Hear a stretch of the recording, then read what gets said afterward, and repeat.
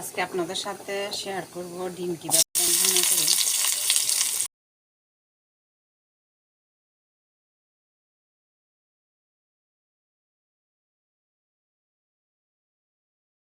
আর কি পেঁয়াজ দিয়ে দিলাম, কাঁচামরিচ দিয়ে দিব।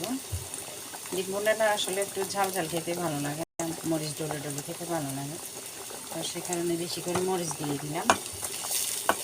আজকে আসলে মাছ আছে, তো সেজন্য 2টা ডিমই বোনা করবো, কারণ সকালবেলা আবার রান্না করবো এটা। অনেক আপু বলে সবসময় যে আপু আপনি ভিডিও এরকম ছোট ছোট ভিডিও দেন কেন?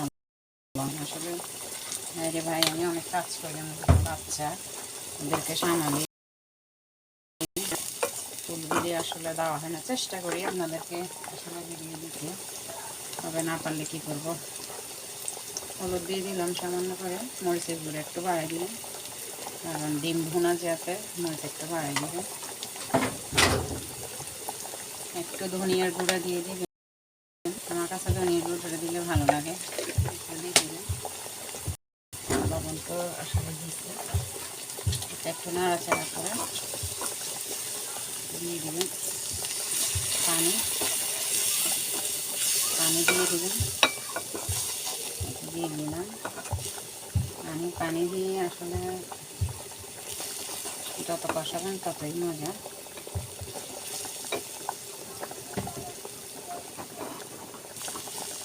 আসলে ডেকচিটা অনেক ছোট।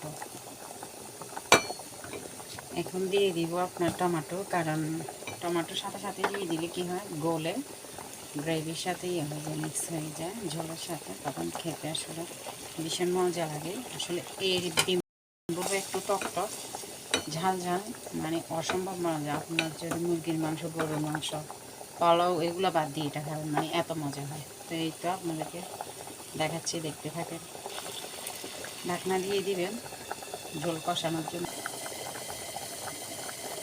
চলেন দেখি কালারটা কেমন হয়েছে, দেখেন সুন্দর হয়েছে।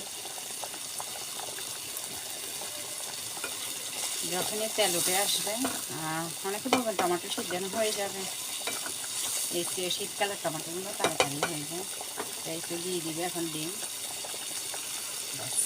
আজকে 2টা ডিমই ভুনা করবো, মানুষ আমরা 2জন, বাচ্চারা মুরগির মাংস খাবে, মাছ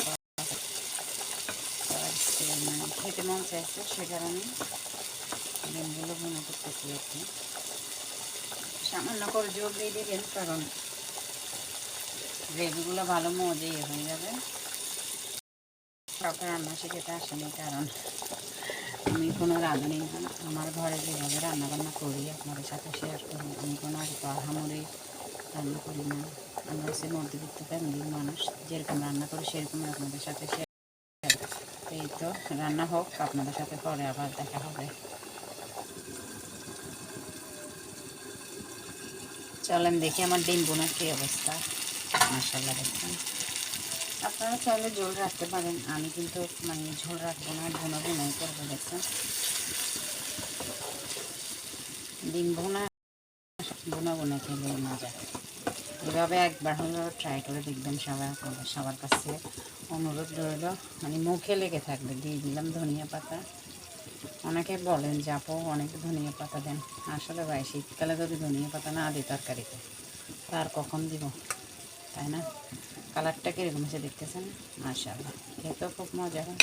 তো এই ছিল আমার ডিম বোনার পুরো রেসিপি। আশা করি দেখবেন। সবাই ভালো থাকবেন, সুস্থ থাকবেন, আমার ভিডিওগুলো দেখবেন, আমার সাথেই থাকবেন। আল্লাহ হাফেজ।